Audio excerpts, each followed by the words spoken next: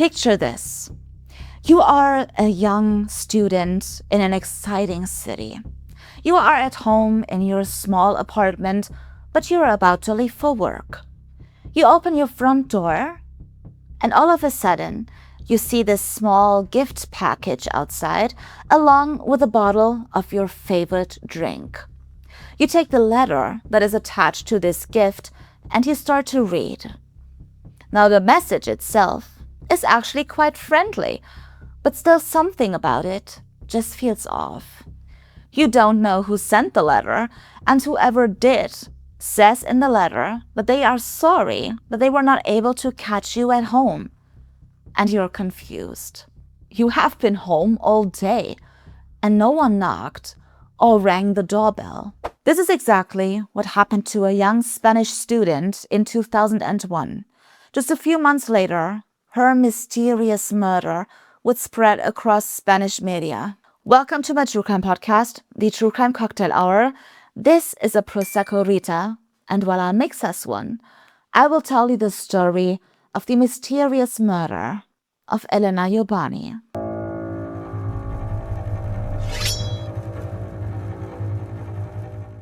It is the 2nd of December, 2001. Around 9 a.m., emergency services and the police were called to a courtyard of a residential building in the Calle Calve d'Estrella. Apparently, a young woman had jumped from the roof of her apartment building in an apparent suicide. But already, during the examination of the courtyard, the rooftop, and the body, investigators quickly realized that this could not have been a suicide. For one, the body was naked, but her clothes were still up on the rooftop, a little bit away from the point of impact, neatly folded and partially burned. Right next to it were a few strands of the victim's singed hair, along with some matches. Some of them used, some of them unused. The young woman also had landed head first and during her fall had knocked down some clothespins from the balconies of other residents. However, this did not fit the typical pattern of a suicide by jumping. Even people attempting suicide instinctively raise their arms and hold them in front of themselves as if they're trying to cushion the impact at the last second. That was not the case here. Also, people jumping fall in a slight arc, but the clothespins indicated that the woman had fallen straight down. And so the investigation began, and naturally the first step is to identify the victim. So investigators went door to door in this apartment building. Maybe someone had heard or seen anything. Maybe someone was missing. And so far, all of the residents in the building had opened the door and politely answered the investigators' questions, and so far, no one was missing. But then, investigators knocked on a door on the 3rd floor, and for a long time, no one opened. But the investigators kept trying because they feared maybe the occupant of this apartment is the victim. Eventually, someone did open that door, but only like a crack. Now, this young woman who opened up the door identified herself as Montserrat Carreta, and she just told investigators that she had been hiking the day before and that she hadn't noticed anything. Next thing you know is she's trying to shut the door right in the investigators' faces. But the officers were like, "Oh no, we are not done here." So one of the officers held the door open with his hand, right? Overall, this woman behaved very strangely and unusually.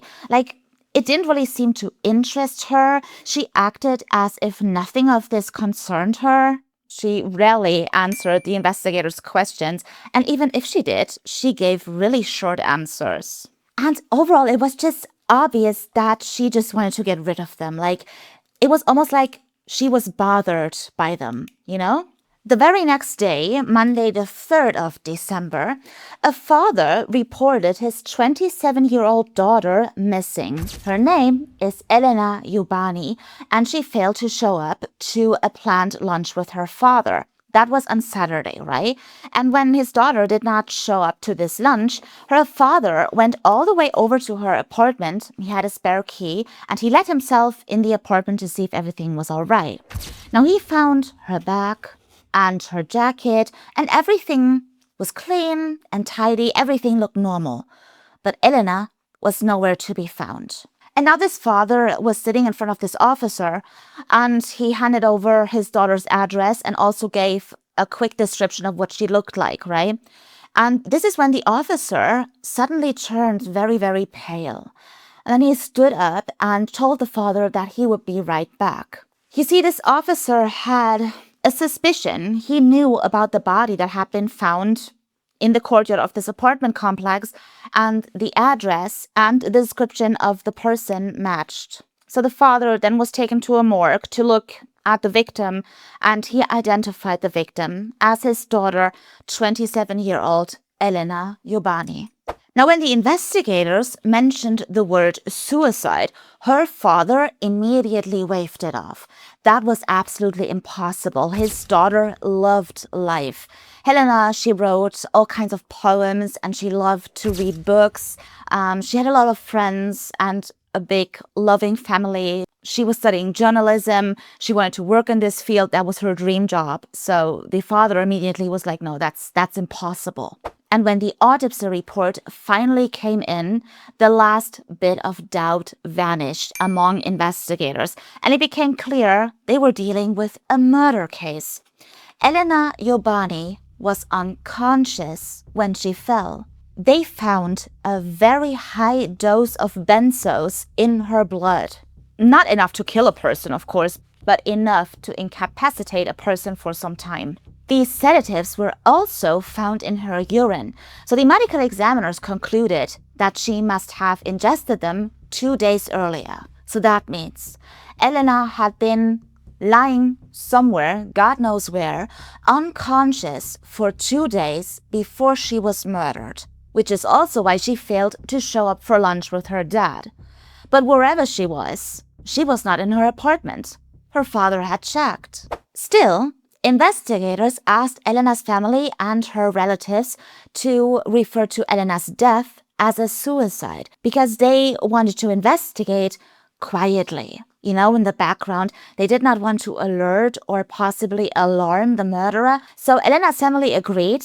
Officially, it was a suicide, and investigators could investigate in the background. Next, they questioned Helena's best friend, and what she told investigators made this whole case all the more mysterious. Helena's best friend told investigators about this strange letter Helena had received and had found in front of her apartment door in mid-September, so 2.5 months before her murder, along with a bottle of horchata and a little gift box containing cookies. Investigators even found this letter in Helena's apartment, and it said, and I quote, "Helena, surprise. We actually stopped by and wanted to come in for a moment. We are ... question mark. We will call you. Enjoy your treat. See you soon." So this is the letter I told you about in the intro, and like I said, no sender, and Helena had been home all morning. And according to Helena's best friend, the person who had written this note must be someone who knew Helena very well, because horchata was one of her favorite drinks. But then, investigators found a second letter in Helena's apartment dated mid-October, 1.5 months before her murder. No sender, same handwriting, same unsettling tone. And it said, and I quote, "Helena, I hope you share our sense of humor. Enjoy it. The third time we will reveal the secret. We would love to see you again on a hike. We will talk about that. But for now, we'll find a quiet place in Sabadell to improve our English. Bon appétit. And don't turn us down, okay? And next time, you will invite us." Okay, hold on. At first glance, it doesn't come off as super creepy, I'll admit. But trust me, it would soon become quite disturbing when investigators learned that along with the letter, again, came a box of cookies, but also a bottle of peach juice. Helena at the time worked at a library, and one day she took the peach juice with her to work. She also told a colleague about the gifts and the letter and that she had gotten this peach juice from an unknown person. So apparently Helena didn't really think much of it, and she drank the peach juice. But when she did, she started feeling very strange. She felt dizzy and nauseous. And it actually became so bad that she had to call up a couple of friends and had her pick up and bring back home again. And the very next day, Helena could not remember half of what happened yesterday. So Helena recovered. Great. But she was alarmed. So she took the rest of the peach juice. She went downstairs and around the corner to a pharmacy and had the juice tested. The result, the juice contained high doses of sedatives. And if you paid close attention, you will notice that the sender left behind a clue. We would love to see you on a hike again. So it had to be someone Helena apparently went hiking with. So investigators walked up to Helena's best friend and told her about this clue, and they asked her what was up with that, right? So Helena's best friend mentioned the Sabadell hiking group to them, a group of former and current students exploring Spain together, of which Helena was a member. So the investigators asked Helena's best friend to write down a list of names of the people of the Sabadell hiking group that were closest to Helena, and Helena's best friend ended up writing down 5 names. Ana Isha Gibel, Santiago La Iglesia, Montserrat Carreta, Jomé Zai, and Xavier Jimenez. Did you notice? Does not one of these names sound familiar to you? Exactly. Montserrat Carreta, the exact same woman living in Helena's apartment complex on the 3rd floor, the same exact woman who wanted to shut the door in the investigator's face and did not want to be bothered by them whatsoever. Montserrat Carreta was 34 years old and she worked as a teacher. And this other guy from the Sabadell hiking group, Santiago La Iglesia, was her boyfriend and he worked as a lawyer. But there is more. Montserrat Carreta's apartment is right next to the stairs leading up to the rooftop. 20 steps to be exact. So she was able to drag Helena up there completely unnoticed. So all of this was now highly suspicious. But investigators first had to prove that Helena was in Montserrat's apartment and that Montserrat was in fact the writer of the letters. So a handwriting analysis was ordered. It was going to take some time until the results came back in. And so in the meantime, investigators focused on questioning the 5 members of the Sabadell hiking group. All 5 of them acted kind of strangely, as if they were trying to protect each other. You know what I'm saying? A lot of them contradicted themselves. On top of the list, Montserrat Carreta and her boyfriend, Santiago La Iglesia, especially when it came to their alibis for the 2 days leading up to Helena's death. So 30th of November all the way to the 2nd of December. All right, so here comes Montserrat's alibi story. She told investigators that she had been in school all day on Friday until 5 p.m. And then she called in sick because apparently she was not feeling well. In the evening, Santiago, her boyfriend, came to her apartment. Together, they walked over to the stadium and watched a soccer game, then went back to her place afterward. And they also spent the night at her apartment. And then on Saturday, they both went on this hike together with the rest of the Sabadell hiking group. Santiago La Iglesia over here told investigators that they had spent the night at his parents' place, Friday to Saturday, and he did not mention this soccer game with a single word. Just so he could come back the very next day and tell officers that he now wanted to change his statement. All of a sudden, he did remember what he was doing on Friday and Saturday. Of course, he was with his girlfriend at her apartment. And of course, they had been to this soccer game. And all of a sudden, he could tell investigators everything about every goal and every referee decision. Now, the rest of the group, of the Sabadell hiking group, they did confirm this. Monserrat and Santiago were with them on this hike on Saturday. However, they also told investigators that both of them joined the group quite spontaneously, which was untypical. And then, second of all, they left quite early because, again, apparently, Monserrat was not feeling well.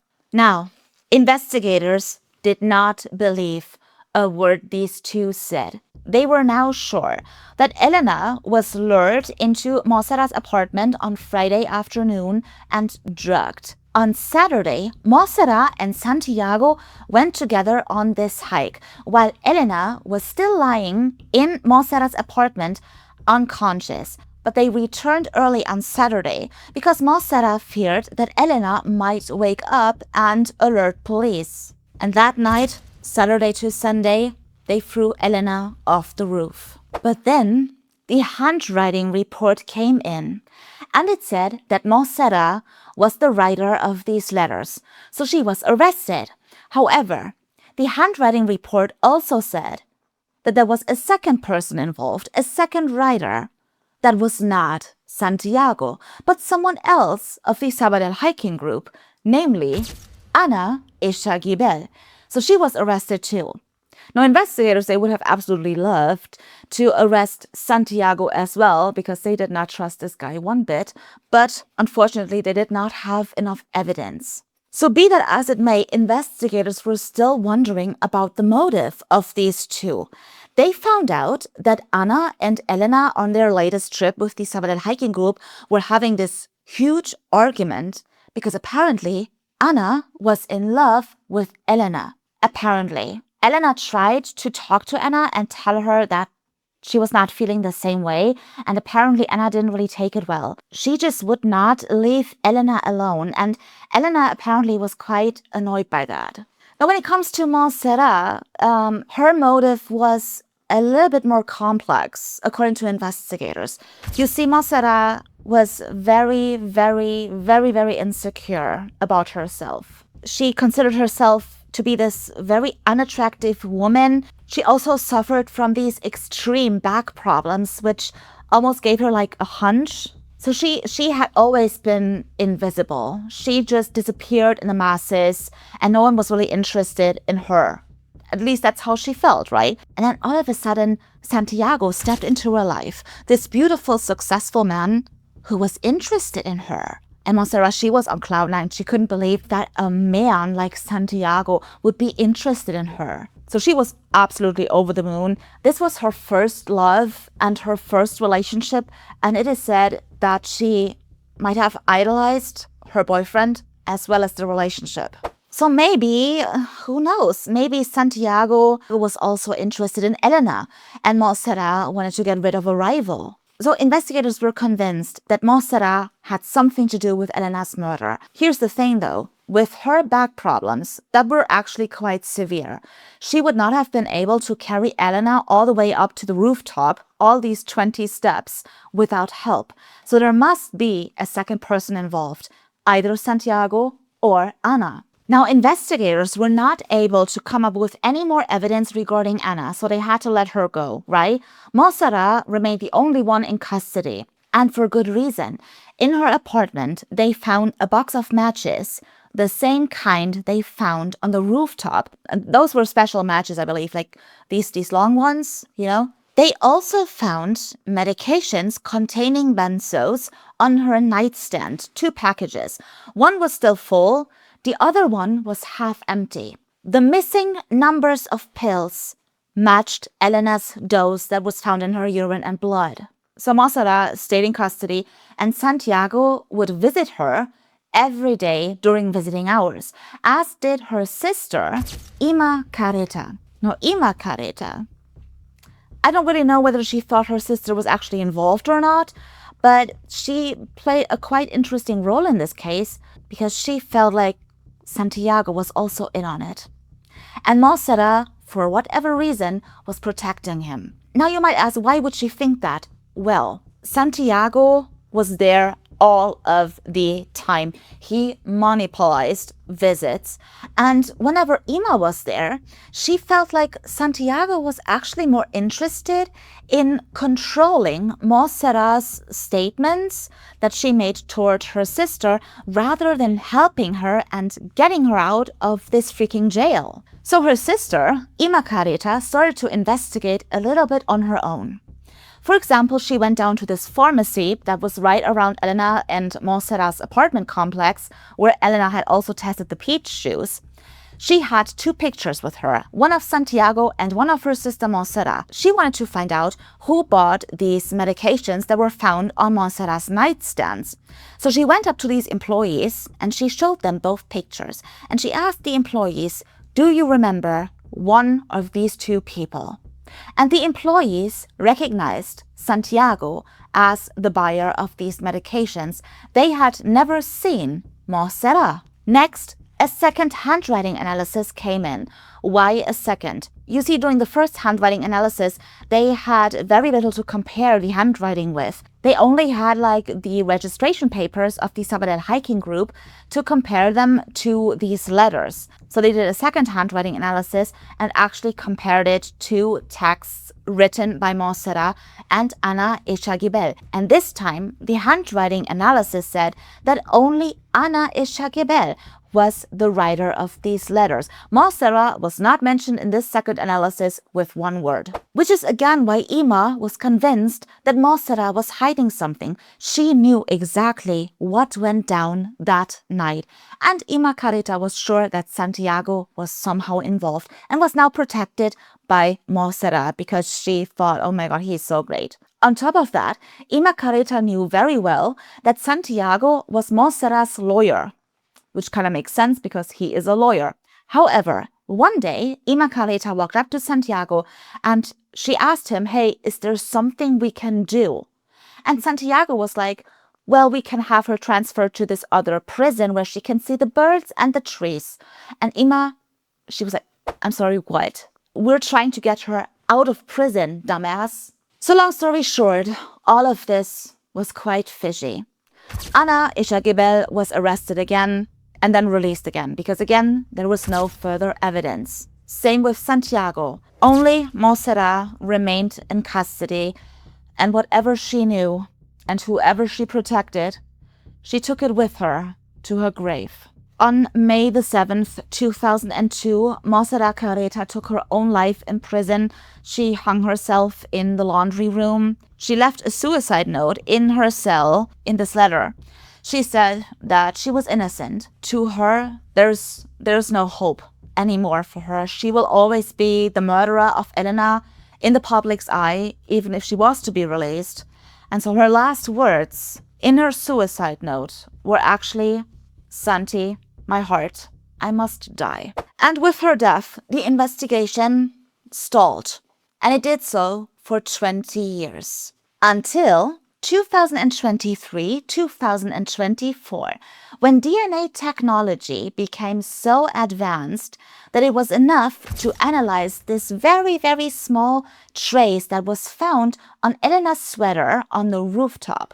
And the DNA analysis report said that it is 24 times more likely that the DNA came from Santiago La Iglesia. Now, in case you were wondering, this refers to a so-called likelihood ratio. So what happens is that forensic will go and be like, okay, version number 1, the DNA belongs to Santiago La Iglesia. Version number 2, it comes from any other person on the planet. It does not mean that the DNA is really his, but it is 24 times more likely. Santiago La Iglesia was even briefly arrested, but released again in January of 2026. He cannot leave Spain, and he must report back to police on a regular basis.